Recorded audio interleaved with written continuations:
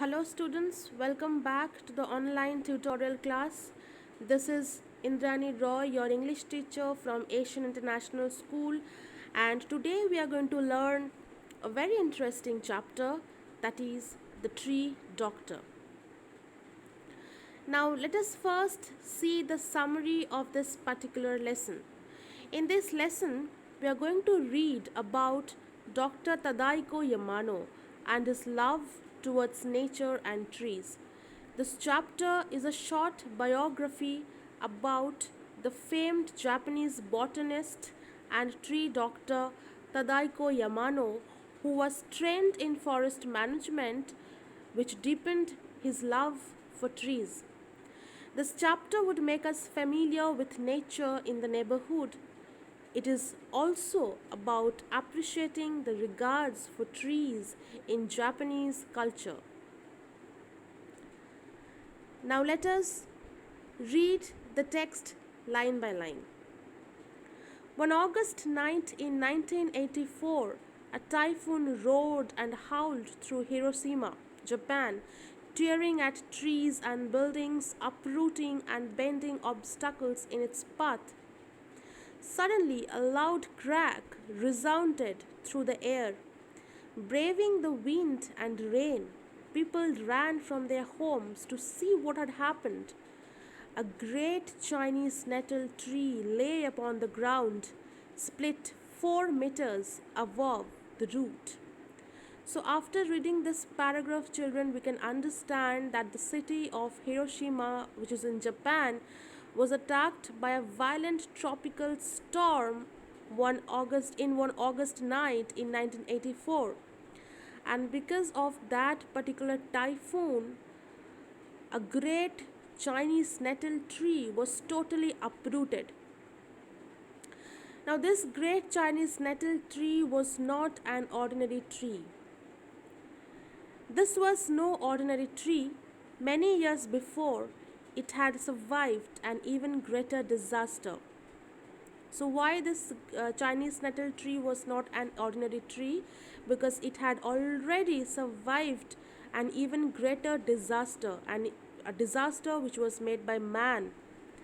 Hiroshima was the site of the very first atomic bomb attack, and in the shearing blast, half of the tree's trunk was burnt black. So, Hiroshima was the site of the very first atomic bomb attack, and what happened due to this atomic bomb attack? The trunk of the Chinese nettle tree was burnt black. The tree began to wither and die. But children from Motomachi Elementary School nursed it back to life, willing it to survive as a living witness to the bomb. So the Motomachi Elementary School children nursed it back to life when the trunk of the tree was burned black. These children from Motomachi Elementary School had taken care of this particular tree and restored life in it.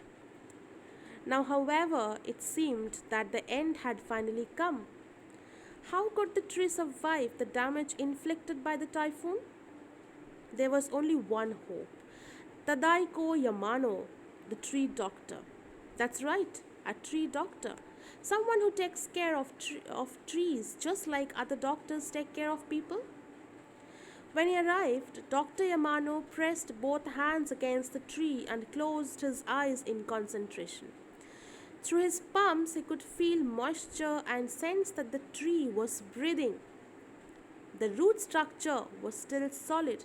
So, this was the method of his treatment. This was the method of Dr. Yamano's treatment. So, when he first arrived in that particular place, what he did, he at first pressed his palms to feel the pain of the tree.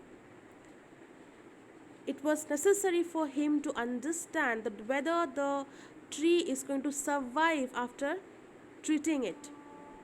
And he understood that the tree is going to leave, the root structure is still solid. And then he said, "The tree will leave," he announced.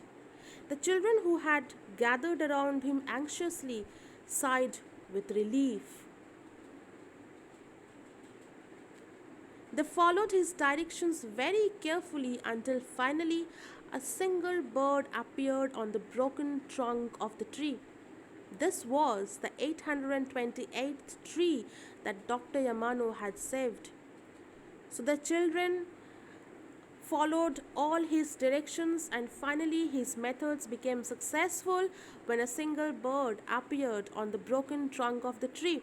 And this was 828th tree that he had saved. So before the Chinese nettle tree, he had saved 827th tree. Can you imagine, children? Tadaiko Yamano was born in Osaka, Japan in 1900. He loved mountains and trees and spent many of his early years overseas working in forest management. Dr. Yamano discovered for himself that the forests do not belong to man alone. They are home to many other creatures. He saw how trees store water and protect us from floods and how they produce the air we breathe. So, Dr. Yamano was a man who used to love mountains and trees. He used to feel them, he used to understand them. He also believed that the forests are not only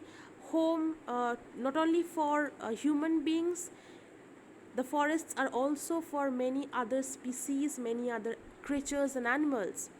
And he also understood the benefits of trees, how trees protect us from floods, how they produce air that we breathe in, and how they store water. After the Second World War, when he walked in the mountains, he sensed that many ancient trees had lost their vitality. He was very concerned. So, after the Second World War, when he walked into the mountains, he could feel that all the ancient trees, that many ancient trees had actually lost their energy to survive, and he was very worried.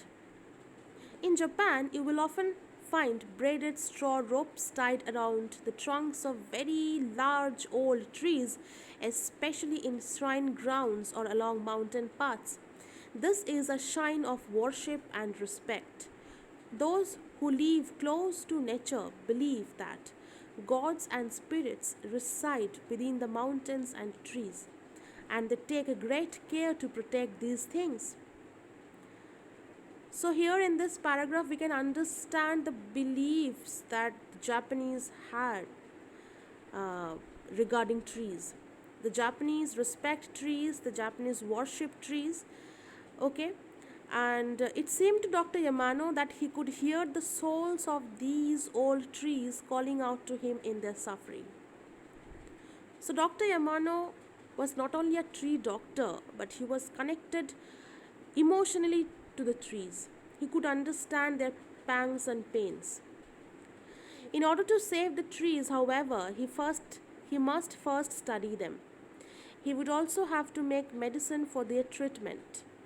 All of this would take time and money. But Dr. Yamano had very little money.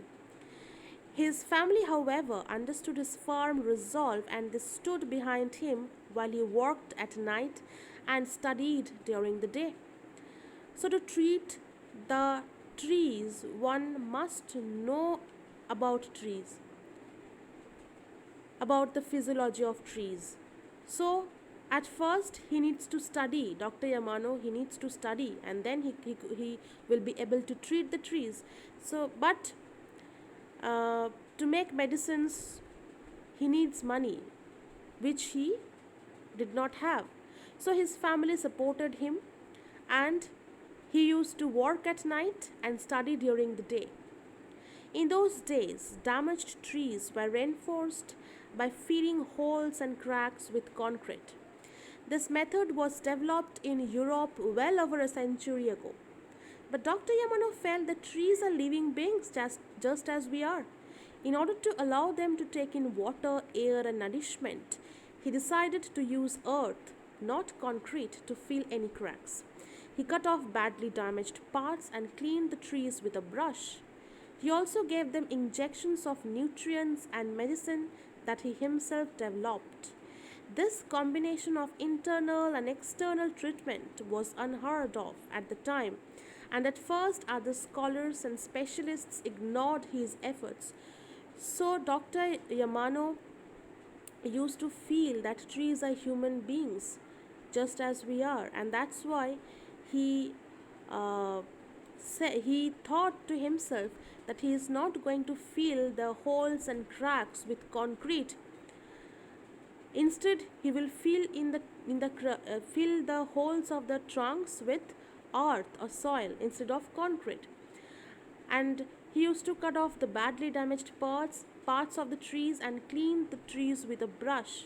Then he also used to give them injections of nutrients and various kinds of medicines which he himself developed.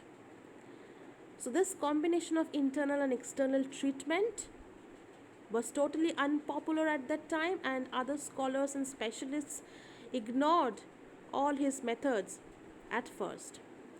But his methods worked. Many old trees revived and put forth new birds.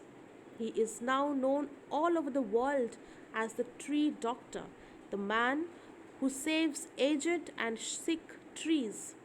And his research and work have been taken up by young people who are helping to save trees. But at last, Dr. Yamano's efforts were recognized, he became successful, and now many people, many young people want to work with him, who are also willing to help and save the trees. So that's all, children. I hope you have understood the lesson. Take care. Bye.